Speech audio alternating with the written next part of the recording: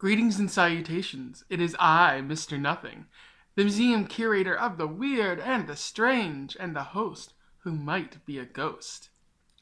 Welcome back to Around the Weird, a booktube channel where I focus on the out of the ordinary literature that I have found in my travels. Today I wanted to talk about Poetry Thursday. Poetry Thursday is something that Lucas over at Bits of Lit does on his channel. It's something that we've talked about for a while, and since I love poetry a lot, and I one of the reasons I started this channel was to talk about strange poetry. I figured I would carry on his legacy and talk about Poetry Thursday over here too, with a little bit of a twist, being that I'll focus on the weird and the strange poetry.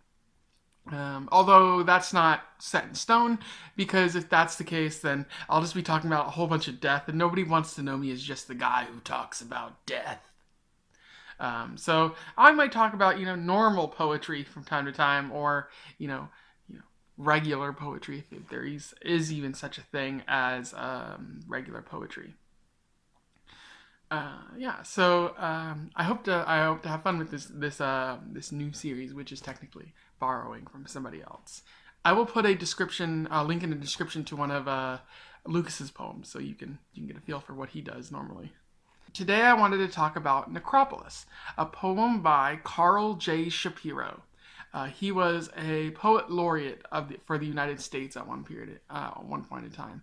I believe he has since died, although don't quote me on that. I'll read the poem and then I'll talk about it afterwards. Okay. So, even in death they prosper. Even in death where lust lies senseless and pride fallow, the moldering owners of rents and labor prosper and improve the high hill. For theirs is the stone whose name is deepest cut. Theirs the facsimile temple, theirs the iron acanthus and the hackneyed Latin, the boxwood rose and all the birds. And even in death the poor are thickly herded, in intimate congestion under streets and alleys. Look at the standard sculpture, the cheap synonymous slabs, the machined crosses. Yes, even in death the cities are unplanned. The air is governed from the marble centers. They will not remove. And the ludicrous angels, remains of the poor, will never fly, but only multiply in the green grass. Yeah, so I really enjoyed that poem. I particularly like the imagery that Karl Shapiro uses when he describes this necropolis, this graveyard. Particularly when I really get the feeling that as he was writing this, he was going through a cemetery and just jotting down his thoughts before he refined them later. Specifically, at 2 points, he says the iron acanthus and the hackneyed Latin, the boxwood rose and all the birds, and you really see that this part of the cemetery is neat and orderly, and it has a whole bunch of cliche Latin written on it. And then another part where the imagery really pops is look at the standard sculpture, the cheap synonymous slabs, the machined crosses. And it really seems like that part of the cemetery is just beige and nothing but headstones throughout the entire section. And it's something you can really picture, and that's what I like about it. But more so than that, I really like the commentary that Karl Shapiro seems to be making on social status and wealth as it pertains to death.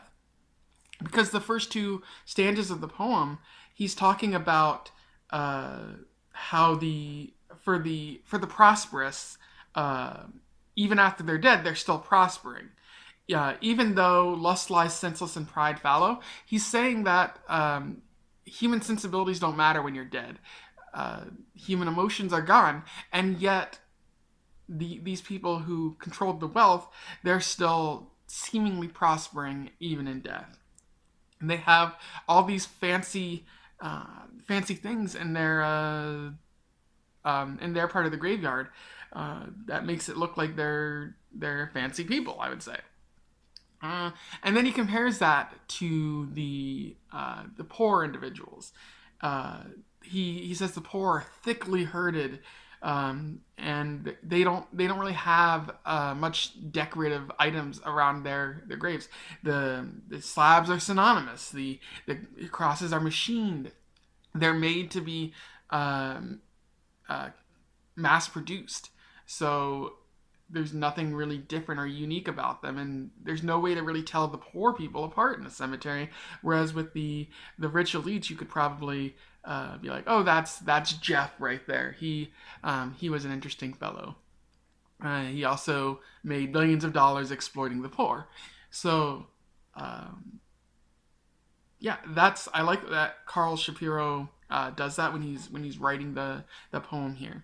Yeah, so as Karl Shapiro is describing the cemeteries, he says that the poor are thickly herded under alleys and streets, and the cities are unplanned. So no part of the poor part of the cemetery is really elaborate. It's not organized. It's just a poor person dies, you just bury them and move on. It seems to be without ceremony if you think about it. Um, and lastly, I want to say the final two lines, which seem important here. And the ludicrous angels, remains of the poor, will never fly, but only multiply in the green grass. And I think what that's trying to say is that the poor don't have much to look forward to even in death. The uh, Death is supposed to be a great equalizer. For rich, poor, it doesn't matter, you're going to die. But as Carl notes, the graveyard, you're still being separated on social class or wealth. There's still that sense of inequality where the rich are getting these lavish funerals and this great graveyard area, and the poor are getting nothing. They're getting this much of the same, and everything just looks very ugly, I would say. So in death, the poor aren't really getting redeemed in any kind of way. It's nothing but more inequality for them. Overall, I would say I enjoyed this poem, and